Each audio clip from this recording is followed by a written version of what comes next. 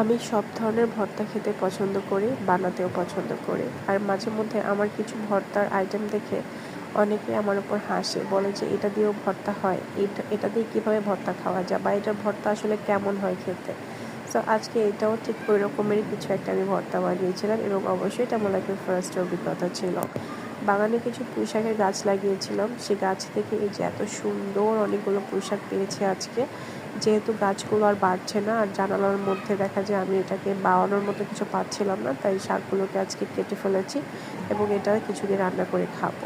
তো হঠাৎ করে ভাবলাম যে এটা কেন একটু ভর্তা করব না। সো সেই ভাবনা থেকে একটু ট্রাই করছিলাম। এর আগে কখনো এটা আমি করিনি, কেমন হবে খেতে সেটাও জানি না। তো যাই হোক, ভাবনা থেকে আসলে কাজটা করা। তো প্রথমে আমি কিছু পুঁইশাক কেটে সুন্দর করে ধুয়ে নিয়েছি, এবং সাথে আমি কিছু জিনিস অ্যাড করে নিয়েছি। সেটা হচ্ছে পেঁয়াজ, রসুন, কাঁচামরিচ আর একটু কাঁঠালের বিচি নিয়েছি। ঘরে বাদাম থাকলে আমি বাদামটাই দিতাম, বাট এখন যেহেতু সেটা ছিল না, তাই আমি কাঁঠালের বিচিটাকে অ্যাড করেছি। এখন এগুলো সবগুলো জিনিস আমি একসাথে একটা কড়াইতে চুলায় দিয়ে কিছুক্ষণ ভেজে নেব। পুঁই শাকটা যেহেতু একটু পিচ্ছিল টাইপের হয়, সেই জন্য আমি মূলত কাঁঠালের বিচিটাকে একটুখানি অ্যাড করেছি, যাতে এটার মধ্যে একটু ঘনত্ব ভাবটা আসে। আর সামান্য একটু হলুদের গুঁড়ো দিয়ে দিয়েছি আমি একটু কালারের জন্য। তো এটাকে আমি নেড়ে চেড়ে অনেকটা সময় মিলে সুন্দর করে ভেজে নিয়েছি, যাতে করে শাক থেকে পানিটা একদমই শুকিয়ে যায়।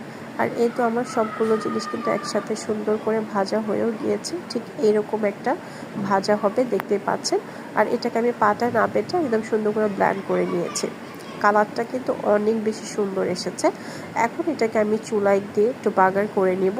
সেখানে দিয়েছি একটুখানি সরিষার তেল, সাথে একটু পেঁয়াজ কুচি দিয়ে আমি সুন্দর করে একটু ভেজে নিয়েছি। একদম শেষের দিকে আমি একটু কালো জিরা অ্যাড করেছি। যেহেতু পুঁই শাকের আলাদা একটা গন্ধ থাকে, যা অনেকের হয়তো বা ভালো লাগে না, আমার যদিও কোনো প্রবলেম হয় না। তারপর আমি কালো জিরাটা অনেক বেশি পছন্দ করি, তাই আমি একটু কালো জিরা অ্যাড করেছি। এটা ঘ্রাণটা আমার অনেক বেশি ভালো লাগে। তো এটাকে আমি সুন্দর করে একদম ভাজা ভাজা করে নেব। একটু পানি পানি ভাব থাকলে সেটা যেন শুকিয়ে যায়। আর এই যে পর্যায়ে কিন্তু আমার ভর্তাটা কমপ্লিট হয়ে গেছে। দেখতেই পাচ্ছেন কালারটা কি অসাধারণ আসছে। আর যে কোনো সবুজ জিনিসের কালার আমার সবুজ রাখতে অনেক বেশি ভালো লাগে। সো এই কি আমার ফাইনাল ভর্তাটা। এখন এটা খেয়ে টেস্ট করার পালা, যে আসলে এটা কেমন খেতে। বা সবাই যেহেতু এটা শুনে হাসছিল, আমাকে বলছিল যে পুঁই শাক কীভাবে ভর্তা করা যায়, তাদের উদ্দেশ্যে আমি বলবো, মানে এটা এত মজা ছিল খেতে।